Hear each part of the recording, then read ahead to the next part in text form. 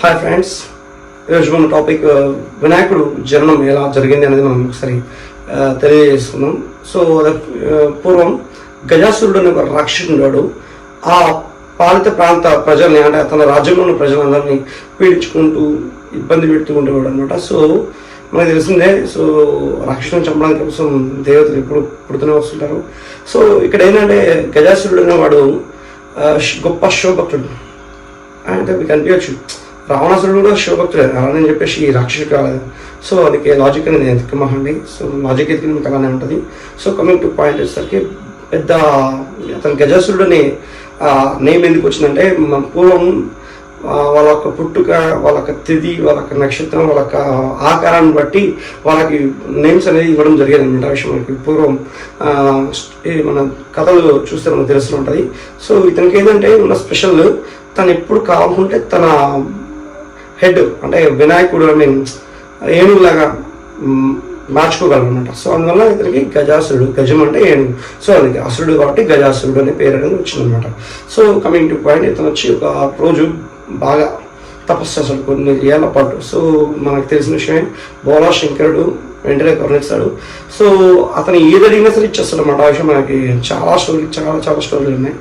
So ఇవన్నీ చూసుకుంటే మనకి చాలా టైం ఉంటుంది. సో ఈ టాపిక్ పెద్దాం. ఇతను కోరిక ఏంటంటే, మీరు అంటే శివుడు అనేవాడు నా కడుపులోనే ఉండాలి, ఎక్కడికి వెళ్ళద్దు, నా దగ్గర ఉండాలి అనేది ఒక కోరుకుంటే, సరే నువ్వు అడిగింది నేను ఏదైనా చేస్తాను అని చెప్పేసి చిట్కా ఓకే అన్నాడు.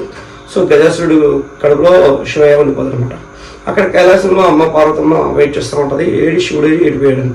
సో ఎంత ఎదుగునా రాడు, ఎంతసేపు ఎదురు చూసినట్టు రాడు. ఇక ఏం చేయాలో తెలియక పార్వతమ్మ తెలిసిపోద్ది అనమాట. అంటే తెలుసు కదా మనకి అంత వాళ్ళ దేవతలు అందరం వేసుకొని చూస్తే, సో ఇక్కడ ఉన్నాడని చెప్పేసి తెలియగానే తన అన్నయ్య దగ్గరికి వెళ్తాం అనమాట, విష్ణునారాయణ దగ్గరికి. సో ఇది అన్నయ్య శివుడు ఇలా బందీ అయిపోయాడు, సో తపస్సుకి మెచ్చి సో ఇట్లా వెళ్ళిపోయాడు అనమాట. ఇక విష్ణు ఏం చేస్తాడంటే, మీకు తెలిసిన విషయమే, అమ్మతత్వం శివయ్య, నాన్నతత్వం విష్ణువు. సో సృష్టి కర్తలు వేరు.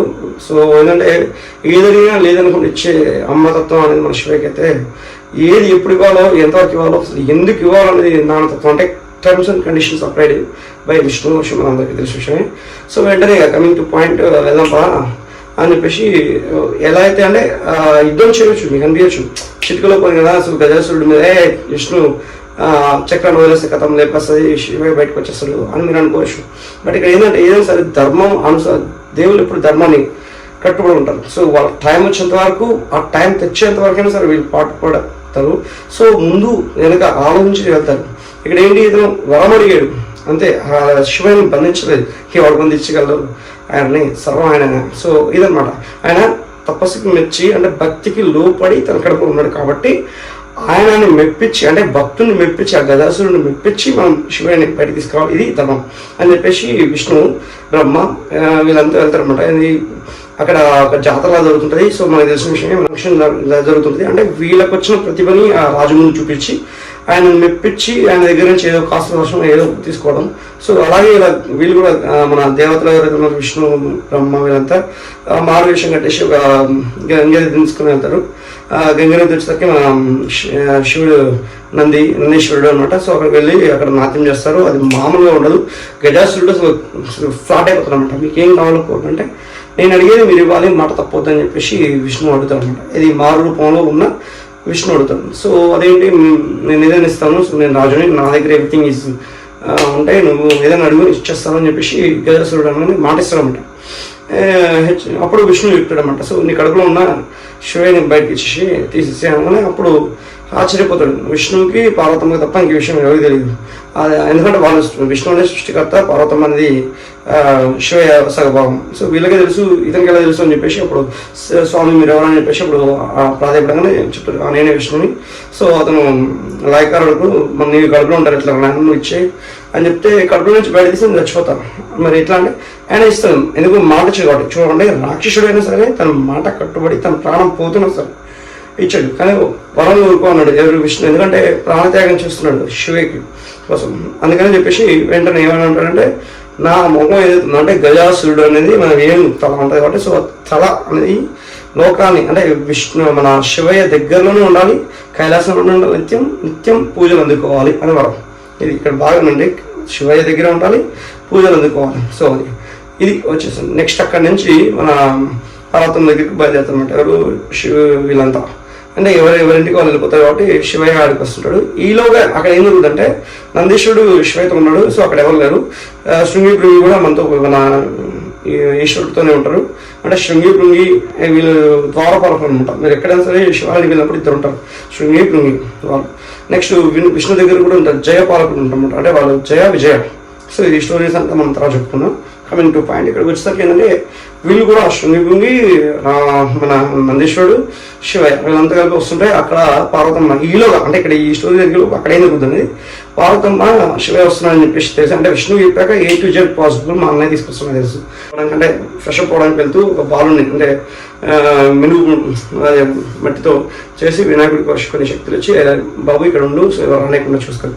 ఆ బాలుడికి ఏం తెలియదు అనమాట. అంటే ఎవరు వచ్చేది సాక్షాత్ తండ్రి, నా తండ్రి నాకు వచ్చేది అనే విషయం అంటే వినాయకుడు ఏమో బాలుడికి తెలియదు. ఎందుకంటే అమ్మ పార్వతమ్మ తప్ప ఆయన చూడలేదు కాబట్టి. సో ఇక బాగానే యుద్ధం చేస్తాడు. సో అక్కడ నందీశ్వరుడు ఫస్ట్ వస్తాడు, నందీశ్వరుని బోత కొట్టించేస్తాడు. సో నందీశ్వరుడు నా అలా కాదు తండ్రి ఇవే చూసుకోవాల్సిన కానీ శివుడు తెలుసు కదా ఆయన ముందు ఎవరు నిలబడగలరు.